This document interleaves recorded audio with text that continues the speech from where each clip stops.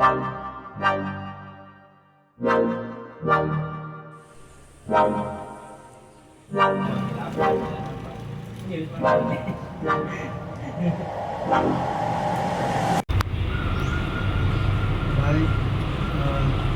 warahmatullahi wabarakatuh. Di sini kami sedang melaksanakan tugas dari mata kuliah KWU dalam wawancara suatu UMKM dalam lingkup di daerah kampus UTM. Sebelumnya mungkin boleh itu Pak, perkenalkan kami dari mahasiswa UTM. Nama saya Muhammad Fikri Kurniawan dan saya Hari Ardiansa. Saya Muhammad Iwan Aliadin. kita waktunya sebentar buat wawancara. Sebelumnya dengan siapa? Yusron Nandaya tadi, asalnya dari Lamongan. Bisa dipanggil Yusron. Mas Yusron. Permisi Mas. Mungkin buat profil usaha waktu awal buka Uber Pecah ini dulu gimana? Mulanya ide awalnya itu ya kita melihat potensi yang tidak digunakan ya, kayak limbah-limbah rumah tangga yang nggak dipakai kaca-kaca ya, kemudian kita gunakan sebagai aksesoris cindera mata yang di UTM ini belum ada ya. Potensinya seperti itu. Dulu nggak ada yang jual trofi ya. Kemudian kita inovasi dengan memberikan desain, kemudian laku diterima, ya wis sampai sekarang kita kembangkan ikuti era zamannya yang ada. Oh iya Pak, kan di sini saya lihat ada banyak piala. Nah, mungkin jasa selain pembuatan piala di sini tuh apa aja?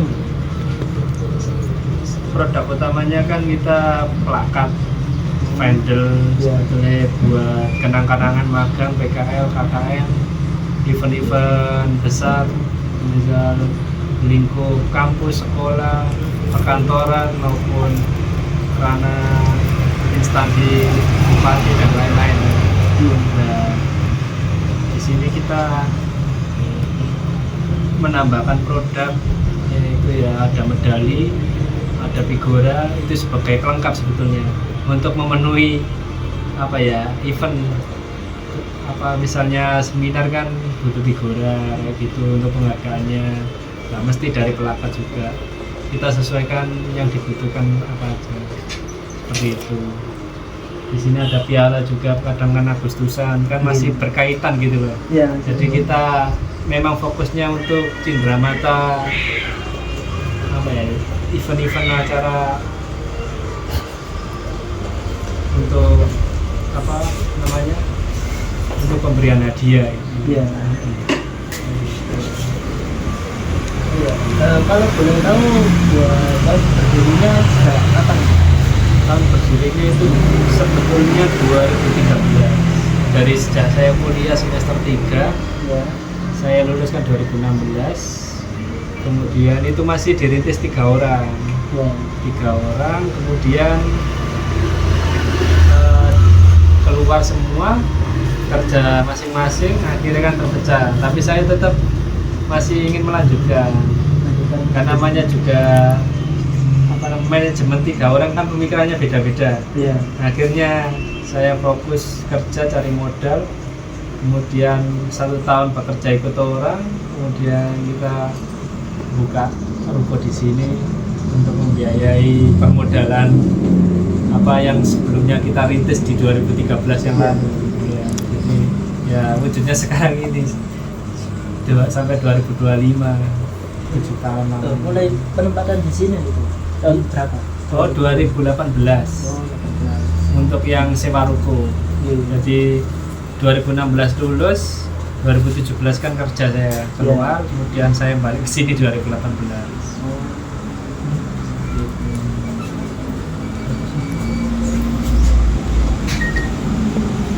Untuk selama ini strategi buat pemasarannya maksimal dilakukan ini gimana? Di pemasaran kita pakai komponen kan, bukan toko ya, seperti biasa. Online juga ada, di Shopee, di IG, endorse produk gitu di sosmed kan. Ada juga kita main kerjasama dengan sponsorship antar lembaga, antar organisasi, kita welcome di situ. Jadi biasanya feedbacknya logo kita dipasang dan penyampaian event yang disponsori oleh dari kita biasanya gitu. Supaya kita lebih dikenal luas. Dan untuk kendala yang mungkin sering dialami itu apa aja? Kendalanya ya terutama yang jaga sih, sebenarnya kita akan manfaatkan mahasiswa ya. Nah di situ kadang ya namanya mahasiswa kadang ada kegiatan, ada kuliah pengganti dan lain-lain, toko akhirnya tutup, kadang seperti itu. Cuma resikonya kita di situ kendalanya. Cuman terus untuk produk cepat kilat juga kita bisa mengusahakan, intinya kita melayani customer itu sebaik mungkin. Mereka minta, sebetulnya kan proses pengerjaan kan 3 hari, kita bisa mangkas. Kadang konsumen minta 1 hari, ada yang minta 5 jam, 2 jam ya itu, tapi harganya beda nanti begitu mainnya kita di situ. Kira-kira inovasi apa yang Mas lakukan di zaman yang persaingannya semakin ketat ini? Inovasinya ya saya dulu punya keinginan, tapi ya namanya skill ya, tenaga juga butuh. Dulunya dalam vendor itu kan dari dulu kan seperti ini, terus kemudian dikasih gambar ya kan, dikasih gambar desain. Ini seiring berjalannya waktu, lama-lama konsumen ini akan bosan. Mereka akan melirik apa manfaatnya, biasanya gitu, nggak sekedar pajangan. Dulu saya punya keinginan inovasi diberi jam ya, misalnya jam lampu yang bisa nyala ketika malam, ketika siang mati, itu masih belum terwujud. Saya dulunya itu ya, kalau dunia elektro kemungkinan kan mungkin bisa aja buat simpel itu, tapi saya kan bukan jurusannya gitu kan. Sampai saya dulu mikir baterai apa yang untuk bisa membangkitkan cindera mata ini bisa nyala sendiri ketika malam, ketika pagi siang mati, karena entah pakai sensor cahaya atau apa. Nah itu yang belum saya ibaratnya realisasi lah. Jadi nggak sekedar cuma jadi pajangan. Betul. Jadi ada inovasi di situ, dan itu sepertinya belum ada ya sekarang. Meskipun nanti baterainya lambat lalu kan akan habis juga kan, tapi kan kesan pertama mereka ketika dibeli ini, oh ya bagus ya, bisa nyala sendiri gitu kan.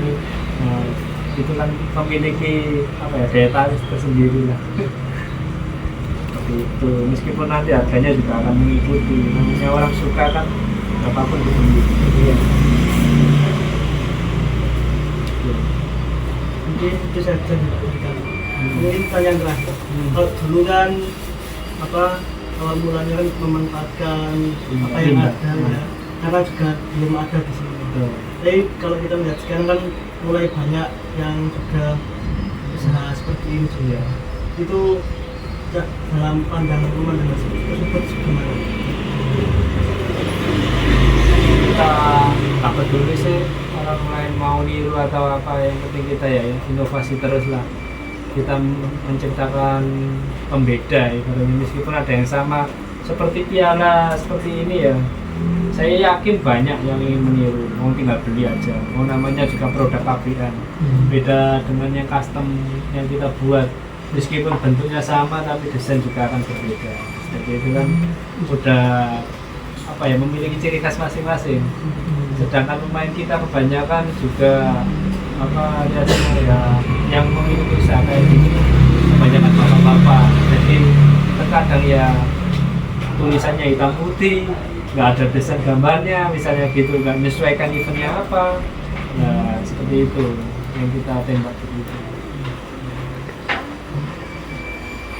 sama itu juga Iya. apa di sini itu sistem manajemen pembagian kelasnya itu gimana? Mungkin ada yang bagian apa publikasi atau gimana mungkin? Oh, untuk pembagian kerja ya ada masing-masing seperti namanya itu kan jaga toko ya kan. Mereka juga nggak sekedar jaga toko tapi ya kadang finishing seperti ini, kemudian apa bersihkan rak itu kan udah suatu kewajiban, tapi kadang ya juga finishing mereka di sini harus wajib bisa. Jadi nggak sekedar jaga toh, tapi ya tahap akhir. Meskipun mereka nggak desain, ada bagiannya sendiri. Ada yang motong kaca juga sendiri, ada yang gerinda, ada yang merakit. Seperti itu. Kalau dilakukan sendiri makanya itu akhirnya kan apa ya nggak bisa berkembang.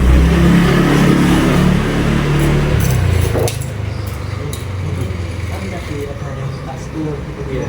Kalau pekerjaan custom permintaan konsumen itu biasanya berapa hari buat pembuatan custom seperti itu? Untuk custom itu kita biasanya 1 mingguan. Iya. Kalau tampilan tadi kan dengan badan gitu. Iya. Tergantung produknya. Kalau customnya mereka produk yang nggak ada di kita, ya kita akan mengusahakan.